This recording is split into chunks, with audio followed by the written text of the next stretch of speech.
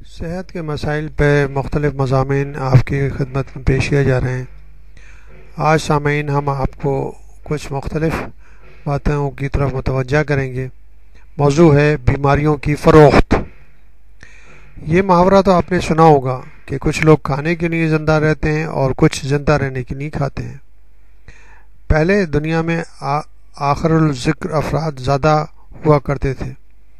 سائنسی اور صنعتی اور میڈیاتی ترقی کی اس دور میں دنیا بھر خاص طور پر خوشحال اور ترقی یافتہ ممالک میں ایسے افراد کی تعداد حد سے گزر گئی ہے جن کا مقصد زندگی طرح طرح کے پر لذت غذاؤں اور پرتعیش سہولیات زندگی کا استعمال ہے۔ اسی سبب سے دنیا بھر میں بیماریوں کی تعداد میں بھی تیز رفتاری سے اضافہ ہو رہا ہے۔ بیماروں سے ہمارا تصور اپنے یہاں کے سرکاری اسپتالوں میں آنے والے مفلوک الحال مریضوں کی طرف جاتا ہے۔ یہ بیماریوں کی مکمل تصویر نہیں۔ دولت مند معاشرے میں لوگوں کی اکثریت مریض ہوتی ہے لیکن مریض دکھائی نہیں دیتی۔ وہاں کے معاشرے میں لوگوں نے خوب کماؤ، خوب کھاؤ اور خوب لٹاؤ کو اپنا مقصد حیات بنا لیا ہے۔ وہ دن رات محنت کرتے ہیں، خوب کماتے ہیں اور جی بھر کر کھاتے اور لٹاتے ہیں۔ اس کے جو اثرات ان کی انفرادی اور قومی زندگی پر مرتب ہوتے ہیں ان کی تفصیلات اخبارات میں آتی رہتی ہیں، لیکن دولت کی افراط میں سب کچھ چھپ جاتا ہے۔ ہمارا شمار ترقی پذیر ممالک میں بھی بمشکل ہوتا ہے، لیکن انفارمیشن ٹیکنالوجی کی ترقی کے سبب ہم مغرب والوں کی طرز زندگی کو حسرت سے دیکھتے ہیں۔ حتی الامکان اس طرز زندگی کو حاصل کرنے کی تگودوں میں لگے رہتے ہیں، یہ سوچے بغیر کہ اس طرز زندگی نے خود انہیں ایک عذاب میں مبتلا کر رکھا ہے۔ ہم کب اس عذاب سے بچ سکیں گے؟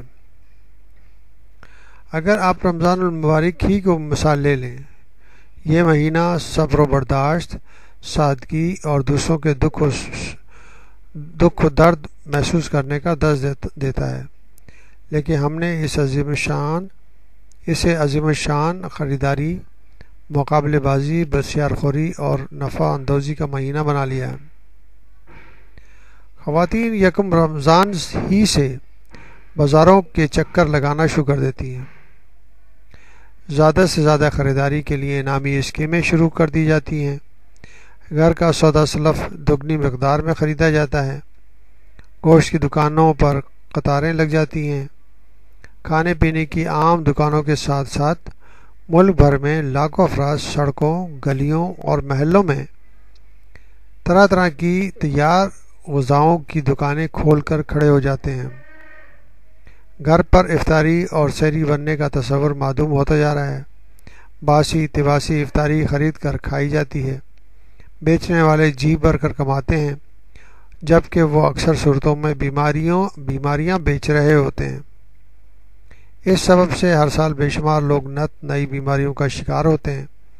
کسی کی شوگر دریافت ہوتی ہے تو کسی کا کولیسٹرول، کسی کو کوئی بلڈ پریشر میں مبتلا ہو جاتا ہے، کوئی بدہضمی کا شکار۔ بہرحال اس کے لیے ایک اور صنعت آپ کی خدمت کے لیے آپ کی منتظر رہتی ہے۔ بیماریوں کی صورت میں اسپتالوں، کلینکوں، میڈیکل اسٹوروں کی رونق بڑھ جاتی ہے۔ ڈاکٹر، لیبارٹریوں، حکیموں، دوا ساز اداروں، جھاڑ پھونک کرنے والوں کی عید ہو جاتی ہے۔ ہم الحمدللہ دیسی لوگ کبھی یہ غور تو کریں گے کہ ہمارا ملک ہمیں کیا ہدایت کرتا ہے۔ ہم ساری باتیں سن چکے ہیں اور پڑھ چکے ہیں، لیکن ہم ان پر عمل کرنے کی کوشش نہیں کر سکتے کیونکہ پبلسٹی کا طوفان ہمیں ایسے راستوں کی طرف دھکیل رہا ہے جس کا انجام تعصب کے سوا کچھ نہیں۔